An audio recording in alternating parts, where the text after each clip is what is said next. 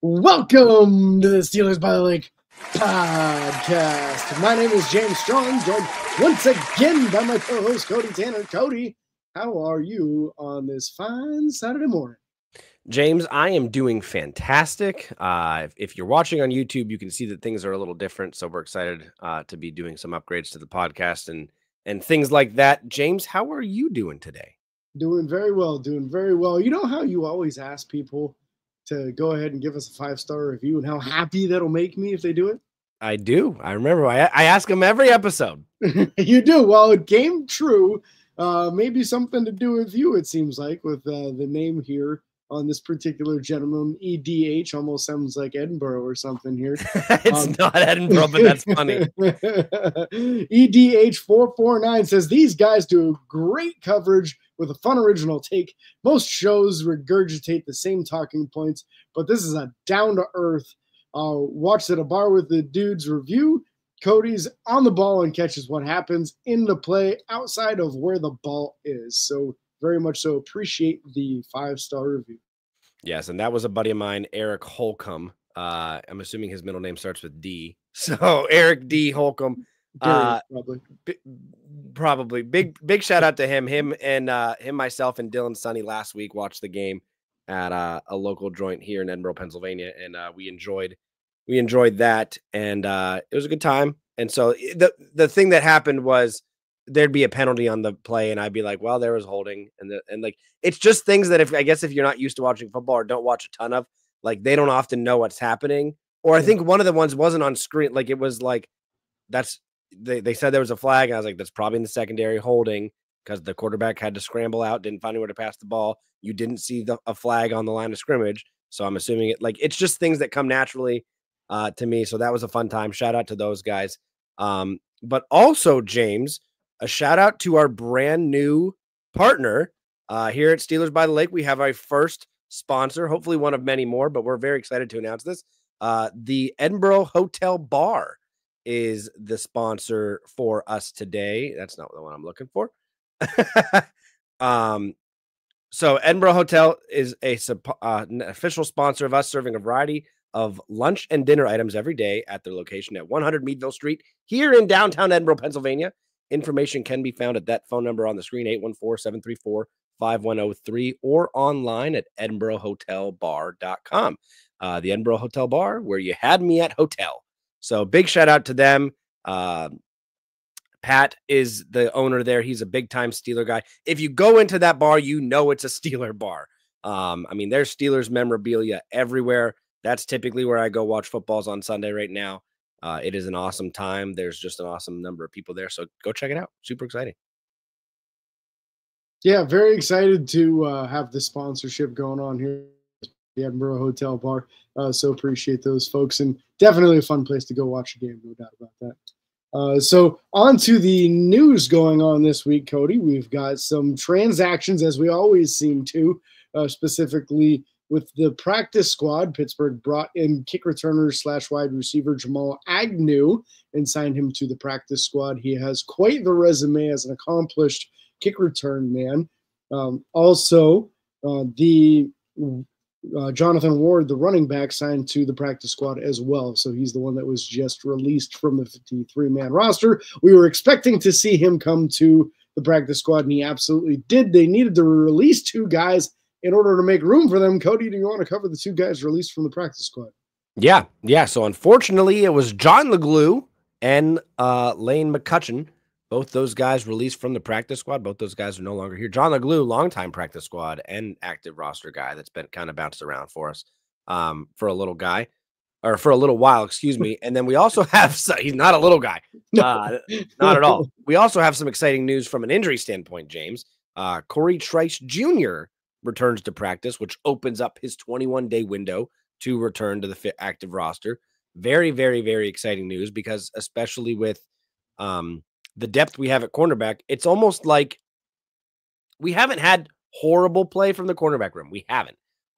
We've seen a little rough patches from Dante Jackson here and there. Again, he's leading the team with 3 interceptions right now, 2 of them coming in the same game against Aaron Rodgers. No, that was Beanie Bishop. But 2 of Dante Jackson's, I think, came in the same game, if I'm not mistaken. I could be wrong. I don't know. Anyways, it gives us flexibility to where if someone's having a bad game, Corey Trice can step in. I don't see him taking a starting role from any of the guys in there right now, unless you technically put him in there at the nickel. But Cam Sutton's also back, so it's like I don't know where Corey Trice falls into on the depth chart, and I'm sure that the Pittsburgh website probably says something. I don't know how accurate that is, but I don't think Corey Trice is automatically going to be thrown in as a starter anywhere. I don't think so either, but I do believe that if we continue seeing the struggles from Dante Jackson that we've been seeing more recently, that they're going to make room for him pretty quick. Plus, he keeps on missing a lot of time in games with injuries, whether it be this reoccurring shoulder injury, now this most recent game, a hamstring injury. Seems like he's recovered enough from that one that he's likely to play this upcoming Sunday, so that's good. But at the same point in time, if his coverage doesn't get a little better, because all 3 of his interceptions so far have been on badly thrown balls where it wasn't him making a great play on it, just the ball was thrown kind of to no one, and he was the guy that happened to be closest and got the interception. So, yeah, I mean, him and Beanie Bishop tied for the team lead with 3 apiece. I feel like Pittsburgh is not going to give Dante Jackson a real long hook before they move on from him as this season continues. So we'll see what happens. But I think he's a better long-term solution than what we're seeing from Dante Jackson because a lot of his high points have just been straight up lucky so far. Yeah. Yeah, it's not like Beanie Bishop where he's actually gone out and made plays, which is still crazy to me to see the number of plays that we've seen from him just this season in such a short amount of time.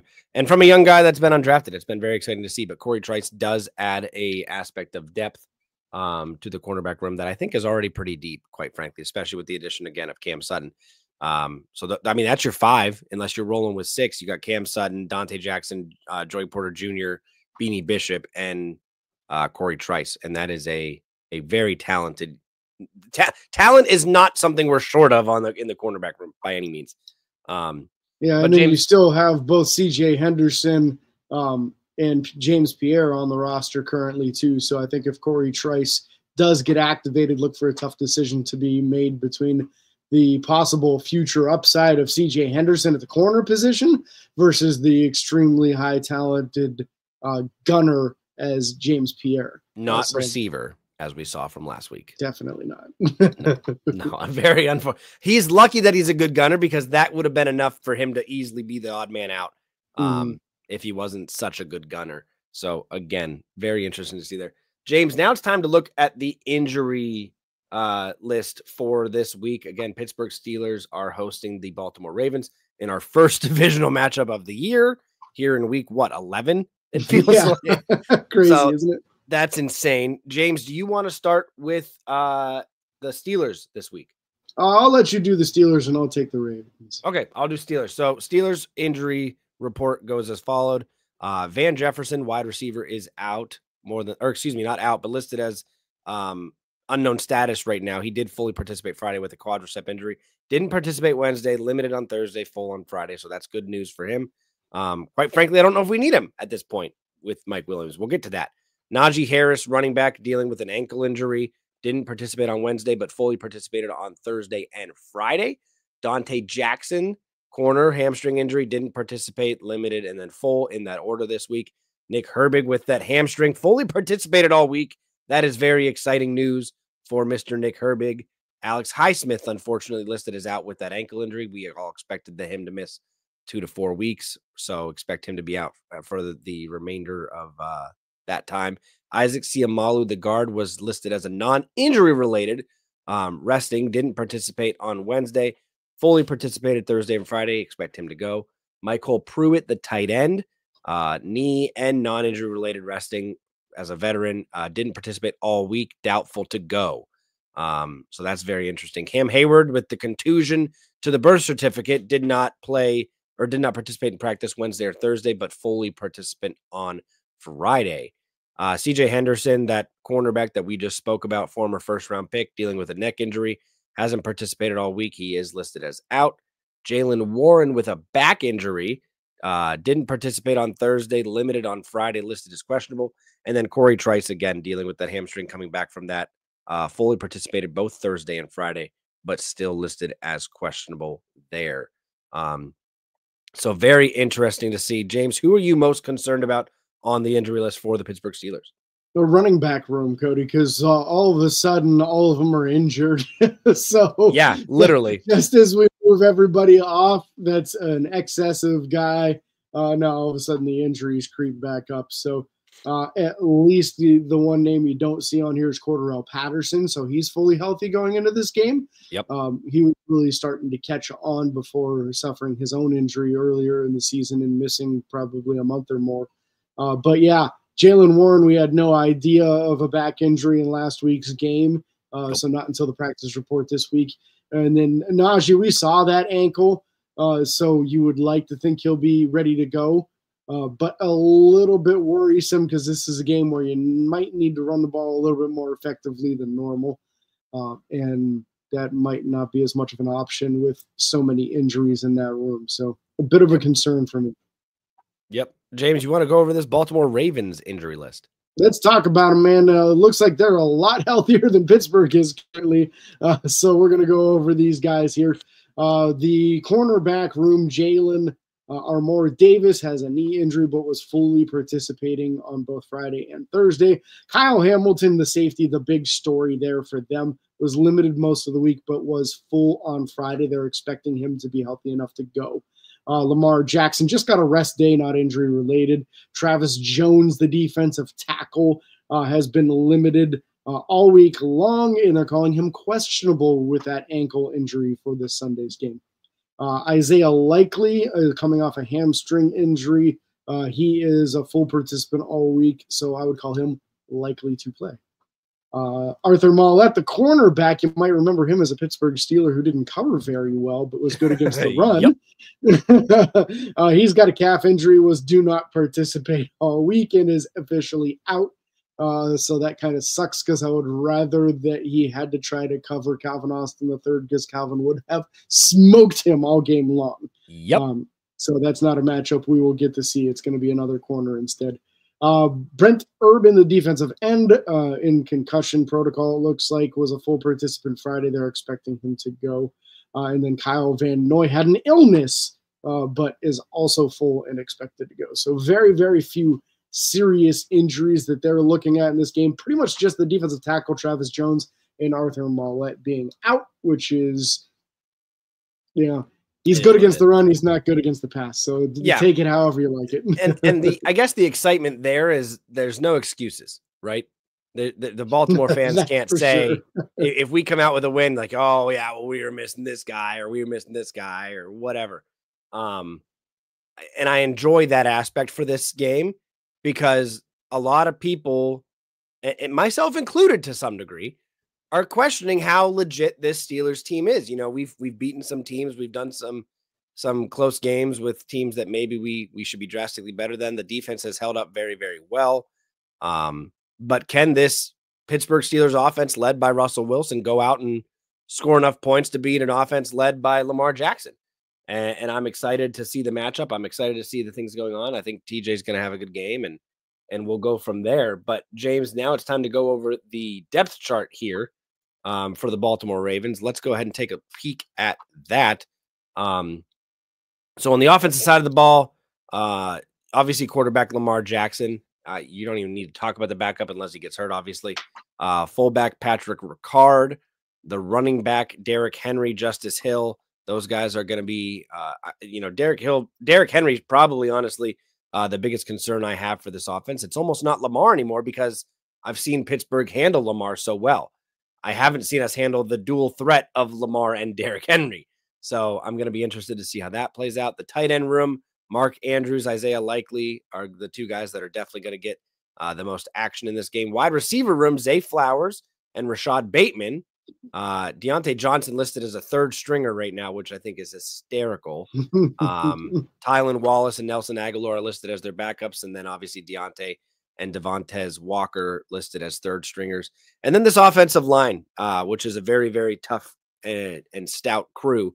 Ronnie Stanley listed as the starting left tackle, Patrick McCarry at the left guard, Tyler Linderbaum listed as the starting center, Daniel Falele listed at right guard, and then Roger Rosengarten listed as that starting right tackle. This offensive line is probably the best we've played all year and probably the best we will play all year, in my opinion. I don't know that there's another offensive line we've faced up to this point or will face that's going to be better than this. Kansas City Chiefs have a good one, but it's not quite this, in my opinion. So, James, what do you got to talk about on this offensive side of the ball? So the line's a real interesting one to me. Some massive individuals at the guard positions with Falele. He used to be a right tackle that failed. He's now a 6'8", 380-pound guard. That can cause some issues as far as visibility over the middle of the field. Tyler Linderbaum was always an undersized guy, gained a bunch of dirty weight. Has still played well so far. But Roger Rosengarten, the right tackle, is the biggest question mark. He was like a third or fourth round pick, if I recall correctly. And one of his issues being like the size, not a real dense dude. So if they're bold enough to give TJ Watt the opportunity to give one-on-ones with Roger Rosengarten, I think it's going to be a really, really long day for Lamar. So that's the big thing there to me. Our middle linebackers better be on their best game because this is the best linebacker core they're going to go against, or the best tight end core they're going to go against all year long. So very important that our linebackers are really, really stellar in coverage this week. Yeah. James, you want to take a look at that defensive side of the ball? Yeah, this is the meat and potatoes for this team as far as the defensive front. So up front, defensive tackle Nnamdi Matabuik, nose tackle Broderick Washington, defensive end Travis Jones. These dudes are stout. Their specialty is definitely stopping the run. Now, as far as the linebacker crew, we've got Odafe Owe, a pass rushing specialist. Kyle Van Noy, also a pass rushing specialist. Roquan Smith and Trenton Simpson in the middle, both of them highly athletic. Roquan struggling very mightily in the passing defense game this year. That was a specialty of his last year, seems to be really struggling with it this year. So that might be something you can really take advantage of with the Steelers tight ends over the middle possibly. So we'll see how Pittsburgh goes as far as attacking that unit. The cornerback room, this doesn't have the injuries on here, so I'm not 100% certain who the starters are. It's listing Marlon Humphrey as a starting corner. I'm like 99% sure he's on the injured reserve right now. So that's not going to be someone we're playing against. The other starting corner listed is Brandon Stevens, Jalen Armour Davis, also in the corner room, Nate Wiggins, and Trey White, recently traded for Trey White. I'm kind of hoping to see Trey White play a lot because he was slow when he was in his prime, and now he's coming off of 2 season-ending injuries and even slower yet, I'm sure. So I would love to see some Trey White versus George Pickens in this game because I think that would be an extreme advantage for Pittsburgh. They're secondary, and they've also got Kyle Hamilton and Marcus Williams as the starting safeties. Hamilton coming off of what looked like a nasty ankle injury. Marcus Williams just not playing well. Their secondary is one of the worst in the entire NFL. People are passing all over the Baltimore Ravens. Their defense in general is just nowhere near as good as what it typically is, but their secondary is just atrocious. This should be a game where Pittsburgh can take full advantage and pass all over them, assuming the offensive line holds up long enough. I'm not seeing anything here that would indicate Marlon Humphrey being on the IR. He's definitely injured because that's the reason they traded for Trey White. Well, that's interesting. Yeah. Very interesting. Check ESPN because that's where we found it last time when it wasn't on the team websites. Yeah. We'll definitely look into that. James, do you want to go over the special teams? Sure. First, you're right. Teams have passed all over this team. I was actually in the process of checking to see how many pass yards they've allowed. Just out of They're like one of the worst in the NFL, if not the worst. I think they're. I mean, I'm pretty sure they're very, very, very bad against the pass, but I don't know exactly what the yardage is or how that compares. But again, I'm attempting to pull that up here in a second. So that's a number to look at. But again, I mean, especially the deep ball, if we can get some one-on-one situations with George Pickens or Mike Williams, I believe both those guys are going to out jump any of the guys on this Ravens defense. And that's saying a lot because they have big name guys. They're just not stopping people. They're just not allowing it. So pass yards allowed in all their games so far. I mean, they allowed 421 pass yards against the Cincinnati Bengals and they won. So they allowed over 300 pass yards in 4 other games, over 250 in 2 other games. So the only teams they've held under 200 passing yards so far this year, the Denver Broncos. With Bo Nix, who's not good. And ironically, the Buffalo Bills. Which, before trading for Amari Cooper, were having some serious issues throwing the ball. Serious issues. They have no wide receivers. They have a rookie, Keon Coleman, and that was about it. And Dalton Kincaid, the tight end. But again, and he's been banged up. And Buffalo's just dealing with a lot of lack of talent on that offensive side of the ball, anyways, outside of Josh Allen. So very, very interesting to see that. James, do you want to go over that second or that the special teams unit? Yes. Now, yeah. Yeah, so the punter is Jordan Stout. He will also be the holder. Justin Tucker, the kicker. My understanding is he's having one of his worst years of his career, nowhere near as reliable as he used to be. Long snapper Nick Moore. Kick return duties will be handled by Justice Hill and Keaton Mitchell. Punt return duties is handled by Tylon Wallace. Tylon Wallace, what a guy. So yeah, I mean, obviously Justin Tucker is the most talented guy on that special teams side of the ball, and he's had a rough year or year or two now. He's been missing some balls, and I remember the first one that he missed a few years ago. It was just shocker, like his face lit up, like he was so confused. And so it's exciting to see Chris Boswell not only take the lead in kickers in the AFC North, but in the NFL. Boswell's definitely on pace to match that and to take that title away. James, Tucker's would you like? Tucker's 15 of 19, so he's missed 4 field goals already. He's only making about 75%. Jeez, so that's really, really bad for him. That's horrible for him. And I think Boswell's missed 1 all year so far. 1, yeah. I think he's 25 of 26. Yeah, that's crazy. He's 100% on extra points throughout the year. And the only game that he missed was against the Chargers. And it was a 62-yarder. So that it was. So that's not bad at all.